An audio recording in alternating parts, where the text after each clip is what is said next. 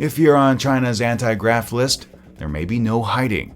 Plus, Japan's naval forces gets a brand new aircraft carrier. And Hong Kong's chief executive throws down the gauntlet against pro-democracy lawmakers. These stories are coming up next. This is the Asia Brief.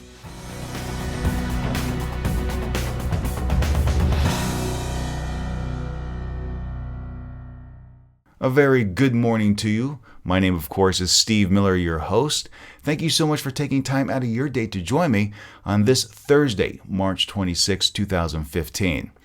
Our first story is from China, and as you know, Chinese President Xi Jinping has been on a mission to take down anyone and everyone in the Chinese government and private sector who really isn't working above board.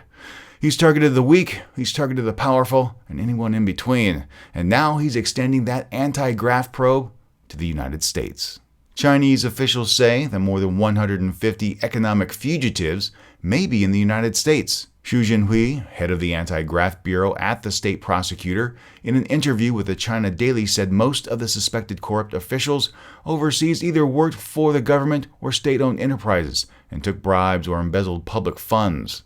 At stake is potentially millions of dollars, and U.S. counterparts have said they will meet with Chinese officials to discuss repatriations. However, no extradition treaty exists between the United States and China. Xu stated China will begin confiscation procedures according to the law once enough evidence has been collected. Last year, about 500 suspects were repatriated, along with some 3 billion yuan. I'm all for bringing people to justice, especially public officials who rip off their constituency.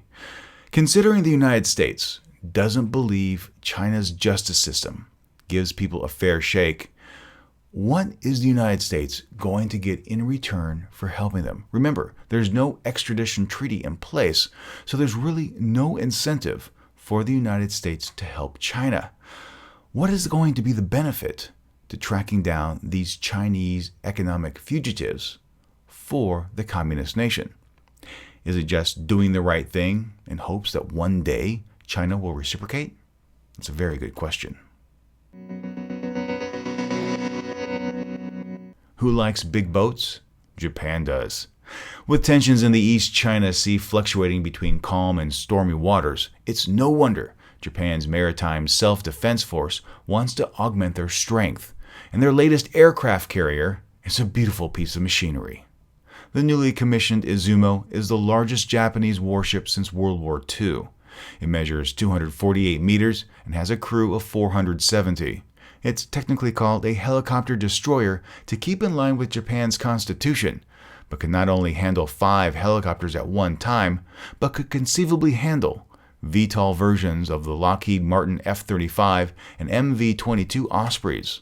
It also has a capacity for 50 trucks for amphibious operations. Air power reigns supreme, and aircraft carriers are the ultimate naval weapon. As Japan looks to take a larger role in regional security, especially both in the East China Sea and South China Sea, this is exactly what is needed to deter an advancing China. The question remains, though, how will other East Asian nations, China and South Korea, respond to this new weapon? The Occupy Central movement lasted 79 days in Hong Kong, led mostly by students who pursued a dream of universal suffrage, something they felt they deserved and was promised to them, but was at odds with what Beijing had. Now the city's chief executive, Leung, has issued a new challenge. He said that if another round of protests emerged, the city will not be sympathetic. He also urged the public to vote out of office pro-democracy lawmakers who are stalling funding for various projects in Hong Kong. Many suspect, with summer vacation only a short time away, students could once more take to the streets in opposition to Beijing's electoral plan for choosing the next chief executive in 2017. Now, think about it. What C.Y. Leung is actually saying is vote out of office anyone who doesn't support the Beijing plan. That is something that is going to anger students.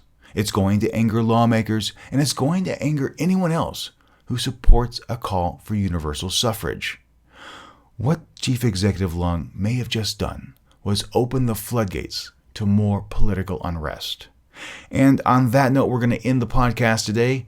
If you have a comment, if you have a thought on any one of these stories, please share them in the comments on Facebook or Twitter.